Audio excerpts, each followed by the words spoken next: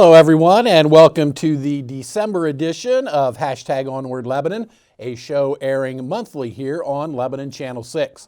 I'm your host, Todd Yohey, and I serve the Lebanon community as superintendent of the Lebanon City School District. #Onward Lebanon is designed to provide viewers with an insight into the Lebanon schools, its people, its students, and its programming. The taping of this episode is December 15th, 2020, and that is important because some of the information contained in this show may change over time. Joining me again today is Robert Buskirk. Robert has been named as the interim school superintendent beginning on January 1st. After 33 years in education, I will be retiring at the end of this year. Congratulations to Robert for being selected by the Board of Education to oversee the district through the second semester. A reminder that parents and students are still expected to perform a daily screening for COVID symptoms before coming to school. If your child has a fever over 100, loss of taste or smell, headache, sore throat, cough, or digestive issues, they should remain at home until those symptoms subside. In addition, anyone who has received a COVID test should not come to school until they have received the test results. Our students and parents have been very good about assessing students, and that is helping us to keep our schools open.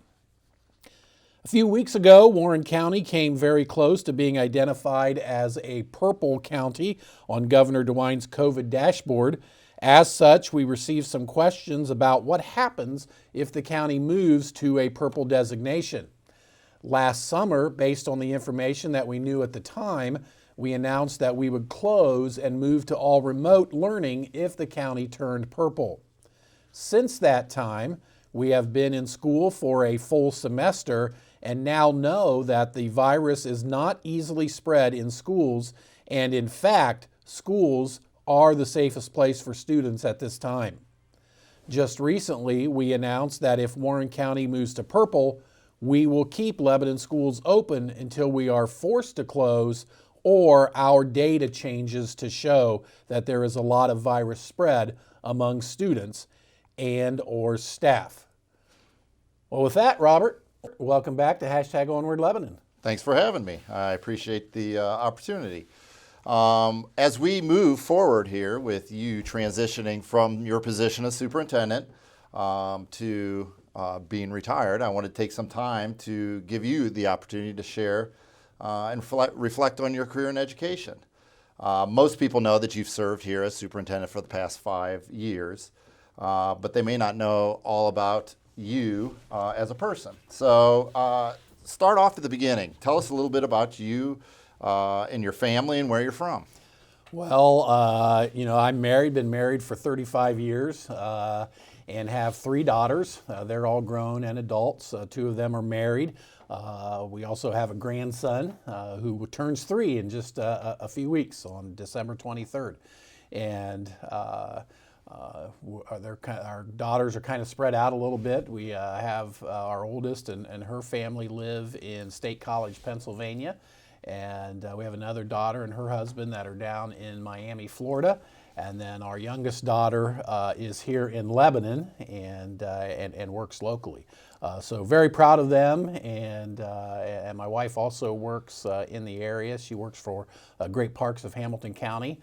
I think that they're all excited for me ending my career in education. Okay.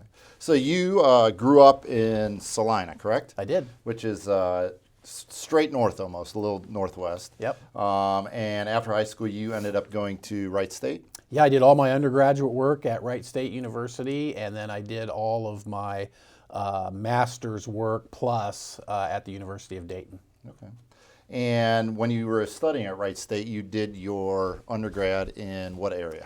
I received a bachelor's degree in science comprehensive education, which means that I was licensed, certified at that time, to teach any science that was offered at a high school. But I ended up teaching high school chemistry for most of my teaching career. Okay.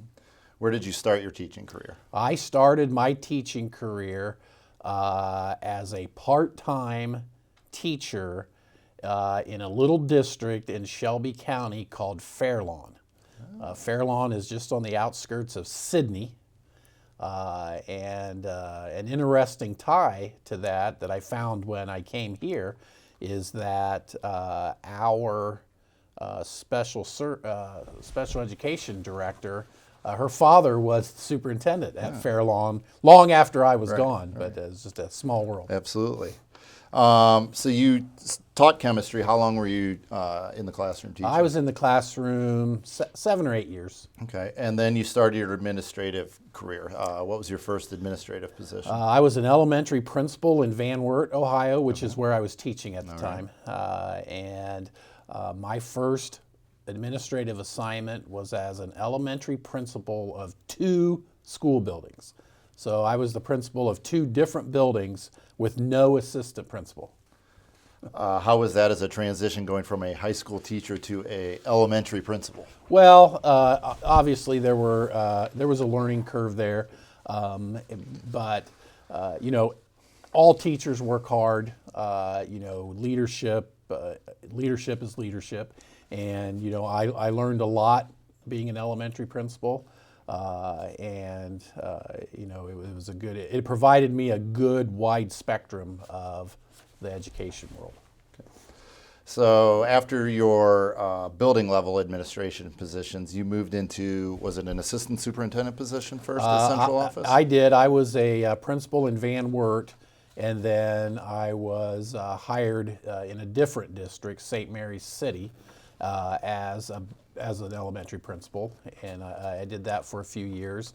And then in St. Mary's, the board created a position of assistant superintendent, and I was moved into that position and served in that position for 4 years.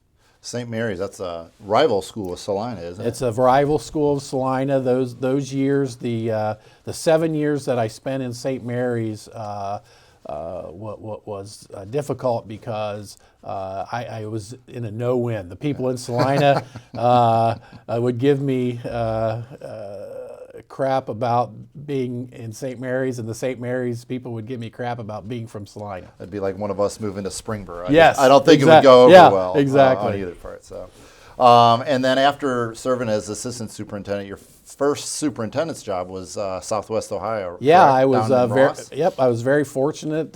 My family had been, my wife and I had been in the Salina, Mercer County area, Salina, for 40 years, and decided that we wanted to make a change, and I was interested in moving into a superintendent's position, and was very fortunate that there was an opening in Ross. The Ross Local School District, and I was hired there and served there for 5 years. Okay. And then your next move was to Oak Hills, and you were there for a little longer. Yep, I got a call one day that there was an opening in Oak Hills, and that my name had come up as a possible candidate if I was interested, so I checked on that and ended up in Oak Hills, and I was there for 7 years before coming to Lebanon. Okay. And as we know, you've been here for the last 5 years. So looking back, this is the end of 33 years in education. That's a long time. So looking back, what would you say you were doing when you had your best days in education? Well, I would say my best days in education were probably when I was a classroom teacher. You know, there's something about teaching and interacting with kids on a daily basis, you know, and forming those relationships with students that there really is no replacement for that. And you know, I've missed teaching, you know, since I left the classroom, and I still miss teaching, and I've always tried to take advantage of you know, going into classrooms and speaking to groups of kids. I was able to pick up some college teaching. So I did some adjunct work at Wright State. I did some adjunct work at Xavier, which sort of, you know, kind of kept that teaching bug going. But certainly the best days were when I was in the classroom with kids. Looking back, what do you think was some of your biggest challenges? Well, school funding has been a challenge, you know, long before I became a superintendent, and continues to be.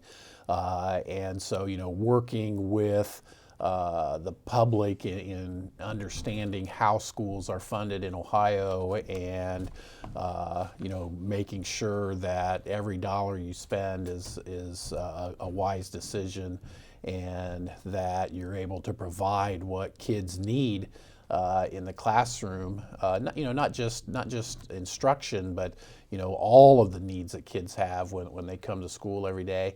The school funding, if I look back over my 17 years as a superintendent, school funding has probably been the number one challenge. Looking back over your career, who would you say was your biggest influence? Well, that's an easy one. I was very fortunate in St. Mary's to work with a superintendent there who spent 15 years as the superintendent in St. Mary's, and he really encouraged me to get into central office administration, and then of course I got a chance to work very closely with him as the assistant superintendent, and he did a great job of preparing me. He told me right, I think from the first day in the office, that he felt like I was eventually going to be a superintendent, and he worked to make sure I was prepared for that. And by the time I left St. Mary's to go to Ross, I think I had been involved in every aspect of a school's operation, which really prepared me for the superintendency. Great. More so than any courses I took. Yeah. Looking back, what would you say are some of your proudest accomplishments in education? Well, I'm always proud every year at the end of the school year when we have commencement and we have students graduating and moving on.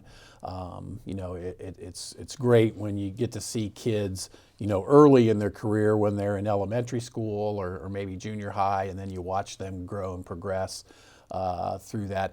Also really proud when one of our employees does something remarkable, and there are great things that happen in the classroom every day, but every once in a while a staff member, a teacher or a support staff will go above and beyond and really knock something out of the park, and those are great days. Just like a teacher, it's great when kids come back after they graduate, or sometimes a parent will let you know what a difference their school made, with the success that they're realizing now. So really proud of that.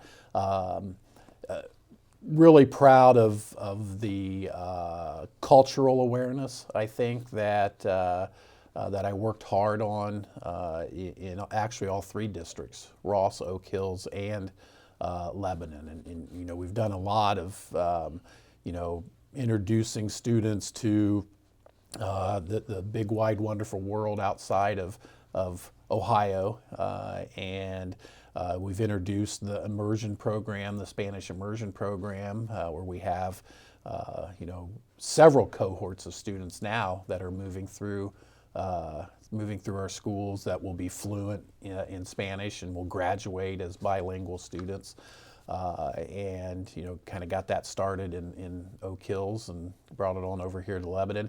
The other thing that I think has been a hallmark are the mental health services that we're now providing to students. So worked really hard in Oak Hills in forming a partnership with Cincinnati Children's Hospital, for mental health services, and got a program started there, and then again here in Lebanon. And so I'm really proud right now that we offer mental health services to all students, and they can get those services at school from Cincinnati Children's Hospital therapists, and it doesn't cost the school anything. We just provide them some space, and Children's Hospital provides us the therapist. So we really are trying to meet those mental health needs at school, and treating a lot more kids than ever before. I know that is something you started in Oak Hills, and it was one of the first things you did when you got here, and it is a great resource for the communities and the family members here in Lebanon. So. As you end your career, if you were to sit down with it, we have some brand new teachers and kids that are in college looking to become a teacher. What advice would you give them as they start their career? I would tell them to wash their hands as often as they can, and that actually is pre-COVID. I always told new teachers that they needed to wash their hands as often as they can, because in your first 2-3 years of teaching, you get every bug that comes down the line. And so I would definitely tell them to wash their hands often. I would tell them that, we all understand what it means to be a first-year teacher and a teacher earlier in their career, and that, we know that they're doing well if they're just staying a couple days ahead of the kids, because veteran teachers have file folders and boxes full of resources and materials, but when you're first starting out, you're still developing those things. And I also would advise them, to seek help often from their colleagues, from their building principal, and that know and understand that each year, it gets a little better, and you feel more confident. That's an issue with a lot of first-year teachers, is somewhere around February they lose a lot of confidence, and they wonder if they're doing a good job, and just assure them that they are, and that that confidence comes with time and with experience. Well, one final thing I do want to share is that I personally appreciate everything that you have done for the Lebanon City School District, and personally you've been a wonderful mentor to me, and I appreciate all the opportunities that you've given me moving forward. But I want to speak on behalf of the entire community of Lebanon that the Lebanon City School District is definitely a better place than it was 5 years ago before you got here. So I want to thank you for that. Do you have any final thoughts that you'd like to share with the Lebanon community? Well, I want to thank you for those kind words. That's appreciated. Lebanon was a great experience for me, the best in my 33 years, as you've heard me say privately. And a lot of it had to do with the fact that when I came to Lebanon 5 years ago, I knew I was in the later stages of my career, and I was sort of the old guy in the room, and I've really enjoyed providing guidance and mentorship to not only you, but to all of our administrators, really, and I think they've been open to that, and I know I've said this often, that I've often feel that I could be missing for a few days, and people probably wouldn't even notice, because things would just carry on, because I think we've just done a great job of gelling as an administrative team, and sort of knowing each other's strengths and weaknesses, and the motto around here is we need to get the work done, not you need to get the work done, or that's someone else's job. We just know what needs to be done, and when we work together in completing that, and I think we've done a pretty darn good job of it. Absolutely, I would agree with that. All right. Well, I appreciate the questions this morning, Yeah. and I know you came to me a couple weeks ago and said, "Hey, how about for that last hashtag Onward Lebanon show, I interview you?" Yeah. And so that was a creative way of Good send-off. ending this run. Now, I have a question for you. Yes. Should our viewers expect to see a hashtag Onward Lebanon in January? Absolutely. It's a great way to get messages out to the community and the families. So I will be continuing this tradition, and it'll be a monthly show, and I will continue it and bring on guests just as you have. Oh, great. And certainly we thank all of the people who have tuned in to watch either here on Lebanon Channel 6, or as we post the links on our social media sites to broaden that audience.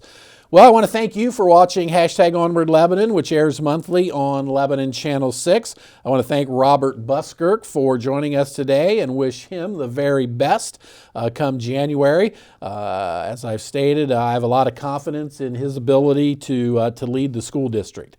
To learn more about the Lebanon City School District, follow us on Facebook at Lebanon City Schools, or check out our website at lebanonschools.org. As I sign off one last time, take care of yourselves and take care of those around you.